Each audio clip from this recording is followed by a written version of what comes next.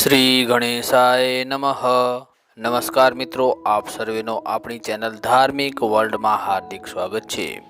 દોસ્તો, ભાદરવા મહિનાની સુદ પક્ષની 12 તિથિએ વામન દ્વાદશી અથવા તો વામન જયંતિ તરીકે ઉજવવામાં આવે છે। શ્રીમદ ભાગવત મહાપુરાણ અનુસાર જે સમયે વામન ભગવાનનો જન્મ થયો હતો તે સમયે ચંદ્ર શ્રવણ નક્ષત્ર પર હતો। તે વખતે ભાદ્રપદ માસની શુક્લ પક્ષની શ્રવણ નક્ષત્રવાળી 12 હતી। અભિજીત મુહૂર્તમાં ભગવાનનો જન્મ થયો હતો અને સગળા ગ્રહ, નક્ષત્ર તથા તારાઓ ભગવાનના મંગલમય જન્મને સૂચિત કરી રહ્યા હતા। તે વખતે વિજયા દ્વાદશીની તિથિ હતી અને સૂર્ય આકાશની મધ્ય ભાગમાં આવેલો હતો। આ દિવસે કેટલાક લોકો વ્રત પણ કરે છે, જેનું વિધાન આ પ્રમાણે છે। વામન દ્વાદશીનું વ્રત કરનાર વ્રતીએ દ્વાદશીના દિવસે મધ્યાહનના સમયે વામન ભગવાનનું ષોડશોપચાર પૂર્વક પૂજન કરવું તથા વામન ભગવાનની કથાનું શ્રવણ કરવું। તે પછી એક માટીના પાત્રમાં દહીં, ચોખા અને ખાંડ મૂકીને તે બ્રાહ્મણોને દાન કરી દેવું। આજના દિવસે ફળાહાર કરીને બીજા દિવસે એટલે કે તેરસના દિવસે પારણા કરવા જોઈએ। મિત્રો, હવે આપણે સાંભળીએ વામન જયંતિની પવિત્ર કથા, જે આ મુજબ છે।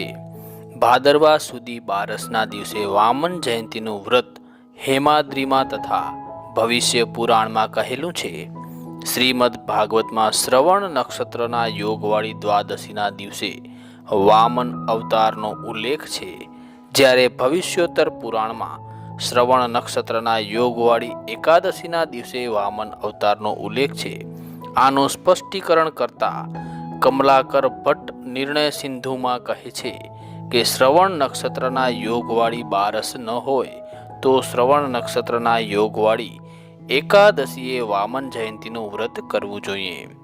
હવે વ્રતની કથા વિશે વાત કરીએ તો ભગવાન શ્રી કૃષ્ણ બોલ્યા, હે યુધિષ્ઠિર, મેં તમને દ્વાદશીનો વિધિ કહી સંભળાવ્યો, જેના શ્રવણ માત્રથી સર્વે પાપની શાંતિ થાય છે અને સર્વે સુખોની પ્રાપ્તિ થાય છે। જ્યારે શ્રવણ નક્ષત્રના યોગવાળી એકાદશી હોય ત્યારે એ વિજયા એકાદશી કહેવાય છે।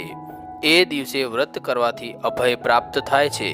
પૂર્વે ઇન્દ્ર, અગ્નિ, વાયુ આદિ દેવો વરદ વિષ્ણુ પાસે વરદાન પામવાની ઈચ્છાથી ગયા અને પ્રાર્થના કરવા લાગ્યા, હે પ્રભુ, અજય દૈત્ય મહાબલવાન બલિએ સર્વે દેવોને સ્વર્ગમાંથી હાંકી કાઢ્યા છે। હવે આપ જ દેવોનું રક્ષણ કરનારા છો, એટલે મહાબલવાન દૈત્ય બલિને હણો અને અમારું કષ્ટ દૂર કરો। સર્વે દેવોના કરુણ વચન સાંભળી ભગવાન વિષ્ણુ બોલ્યા, ત્રિલોકના કંટક રૂપ વિરોચન સુત બલિને હું જાણું છું।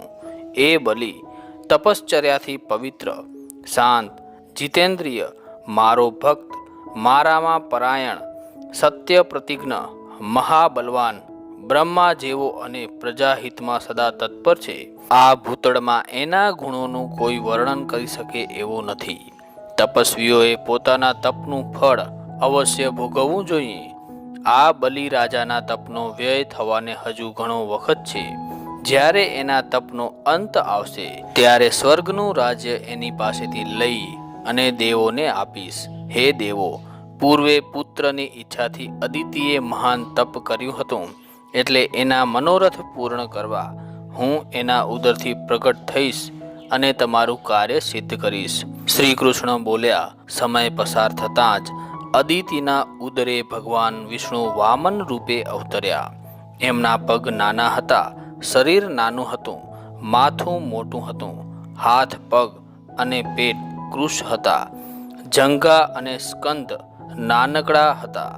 આવા વામનને જોઈને માતા અદિતિ આનંદિત થયા, દેવો પ્રસન્ન થયા અને દૈત્યો ભય પામ્યા।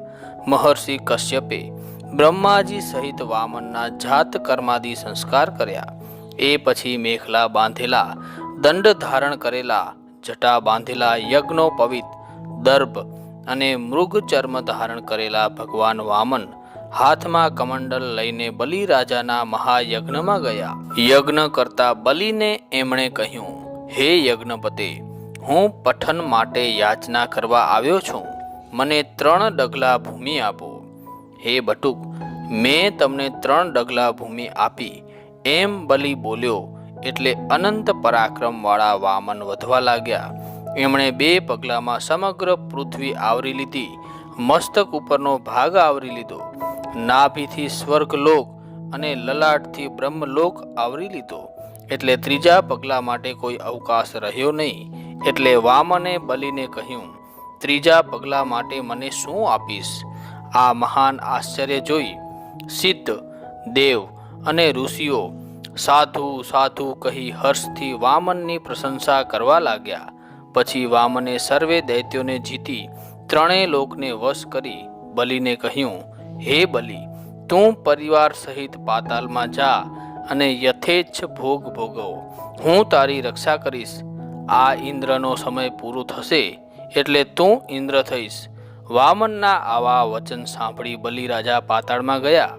પછી વામને દેવોને કહ્યું, તમે તમારા સ્થાને જઈ પોતપોતાના અધિકાર ભોગવો. દેવો વામન ભગવાનની પૂજા કરી પોતપોતાના સ્થાનોમાં ગયા. ભગવાન વામન પણ જગતનું કાર્ય પૂર્ણ કરી અંતર ધ્યાન થઈ ગયા. હે યુધિષ્ઠિર, આ સગળું એકાદશીના દિવસે થયું. એટલે દેવ દેવેશ નારાયણને આ તિથિ અત્યંત પ્રિય છે. એ તિથિ સર્વથા વિજય અપાવનારી છે. જો ફાલ્ગુન શુક્લ એકાદશી પુણ્ય નક્ષત્રના યોગવાળી હોય તો સત્પુરુષો એને વિજયા કહે છે. એ કોટી કોટી ગુણો ધરાવનારી છે. એકાદશીએ ઉપવાસ કરવો અને રાત્રે ભગવાન વિષ્ણુનું પૂજન કરવું. સુવર્ણનું, રજતનું, કાષ્ઠનું અથવા વાંસનું પાત્ર તૈયાર કરાવવું અને યથાશક્તિ ભગવાન વામનની સુવર્ણની મૂર્તિ તૈયાર કરાવવી અને એ મૂર્તિ શિખા, કમંડલ ધારણ કરનારી, યજ્ઞોપવિતવાળી અને છત્રથી વિરાજિત હોવી જોઈએ. પાત્રમાં યથાશક્તિ આઢક, પ્રસ્થ અથવા કુંડવ તલ ભરવા તથા તલ પ્રાપ્ય ન હોય તો ઘઉં, જવ અને થોડા શ્વેત તલ ભરવા. એ પાત્રને નવીન વસ્ત્રથી ઢાંકવું. વિશેષ ભક્તિ હોય તો એને મૃગ ચર્મથી બાંધી લેવું. એ પાત્રમાં ઋતુજ પુષ્પોથી વામનની પૂજા કરવી. તેમજ ભક્ષ્ય ભોજ્ય પદાર્થોથી, ગોળ અને ચોખાથી એમને નૈવેદ્ય ધરાવવું. પછી મત્સ્ય, કૂર્મ, વરાહ, નૃષિ, વામન, પરશુરામ, રામચંદ્ર, કૃષ્ણ, બુદ્ધ અને કલ્કી એ 10 અવતારની પૂજા કરવી. પગથી આરંભ કરી મસ્તક સુધી ભગવાન વિષ્ણુના એક એક અંગની મંત્રો સહિત પૂજા કરવી. આમ 12 વર્ષ સુધી વ્રત કરી એનું ઉદ્યાપન કરવું. એમાં સુવર્ણ, રજતની અથવા ત્રાંબાની વામનની ચતુર્ભુજ મૂર્તિ તૈયાર કરવી.